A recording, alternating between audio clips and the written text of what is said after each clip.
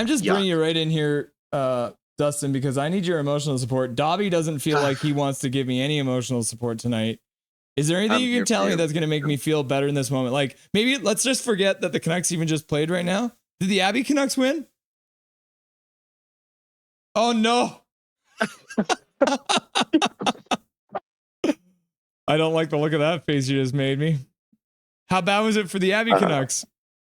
They lost 3-1 tonight. Okay, so not as bad. No, not as bad. Just struggled to get anything going really offensively. Couple of fights, I guess, in the second period. So I believe there was a couple of game ejections as well for secondary fight stuff. So there was just a lot of action going on down there, but not scoring, just like our boys for the big club. I guess the good news is we only lost by 4, not by 5. The refs were generous enough to give us a power play with like 2 minutes left. And I mean, you never want to do it. And I don't think it's 100% the reason why the game turned out it was. But the referees looked bad almost all around tonight. Is that an accurate statement, or am I just a bitter Canucks fan? I think it's accurate. I think it's becoming a trend with the league pushing the McDavid narrative. Watching right from the beginning of the game, there's little things that the Oilers do that they just get away with that other teams don't. There's Draisaitl off of a couple draws with little cross checks in the back of Bluger or whoever he's taking a draw against, and there's little chippy shit that they do, swear jar, in the corners and stuff. It's frustrating when it's so lopsided, when they're so obviously taking penalties that just aren't being called. That's what gets frustrating. Just as a hockey fan, even if we weren't watching the Canucks play, if we were watching the Oilers play any other team, it would still be just as frustrating to watch the penalties go the way they did. Something that I think has been needing to happen for a very long time is the refs need to start being held accountable for some of these games and the way they officiate them. The rule book is public. Players have to answer for everything. Coaches have to answer for everything. Players get suspended. There's all sorts of things like that. But given the number of cameras that are on the game now, the number of people that can review the game afterwards, I think it's high time that we find some consistency in the officiating, and stop letting them dictate the game or control the game without having to answer for it afterwards. Yeah, I mean, I can see, like, you're right. Draisaitl is the king of the subtle non-penalty call, because there's even a play where he just puts just a little slight hook on Miller, and then that gives him the ability to be the one who gets the puck in the zone and prevents Miller from getting there. And it's not egregious, but it's enough that it changed what was happening in the game. And that's the kind of stuff that you don't want to see. And you see that go both ways. But then you get egregious ones like Quinn Hughes gets absolutely tripped. Like, there is no doubt, like, stick in the feet, first poke, and then stick under the skate, goes right down. Like, how does that get missed? It's ridiculous. Yeah, well, and you saw it on the first power play that the Oilers had in the game.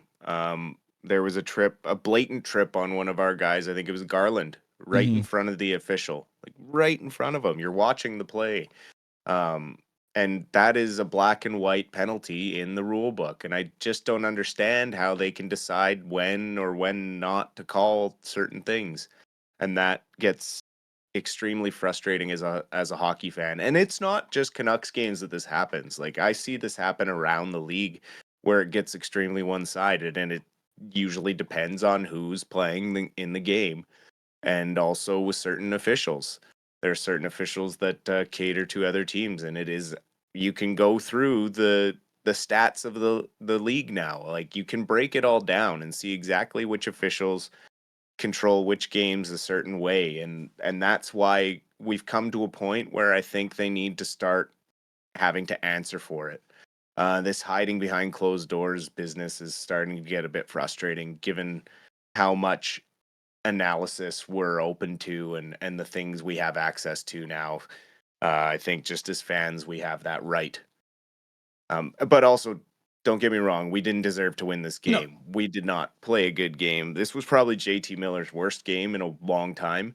He was not effective at all. He looked like the old JT Miller, pouty and angsty, and not using that to his advantage. He really wasn't putting a good effort in on the breakout, the plays into the zone, just coming across the blue line. Some really lackluster passes that were to no man's land. Nothing really on the tape tonight. So I would expect him to probably own up to it like he has in the last year. With a post game, if he gets in a post game interview, he will probably say that was not a great game for him. Um, I think something that obviously handcuffed us with was running the 11 forwards and the 7 defensemen that had the lines in the blender all night. You can't get comfortable, can't find consistency. It even broke up our third line there a few times, which is our line that has been keeping us going. So it's hard when you lose these big games, but we did just have a 3-game winning streak. The downside is in these games when we're getting kind of pushed in, we work really hard to get that get within one. But as it's 4-2, 5-2, where are our leaders? Miller, Petey, like even Hughes in the third there wasn't really generating much. Like none of them were. We had like 3 shots on net. That's not going to get it done. So we have to get someone to push. And this after this game, I'm not surprised at all if Josh was in the lineup on Tuesday night. You'd love to see it. So a couple things from the chat for you. KJ says that Abby jersey is so sty dusty, so liking the Abby colors there. And then Shannon asked where you're from, but everyone updated her you're from Chilliwack. She also asked if you have a YouTube channel, but I do not. You have the Twitch channel. Yep. And then you got your Which Instagram as under well. construction. Yeah. And Instagram, but yeah. Yeah. So Shannon, if you want to check him out, his social media stuff is just cycling right below him there.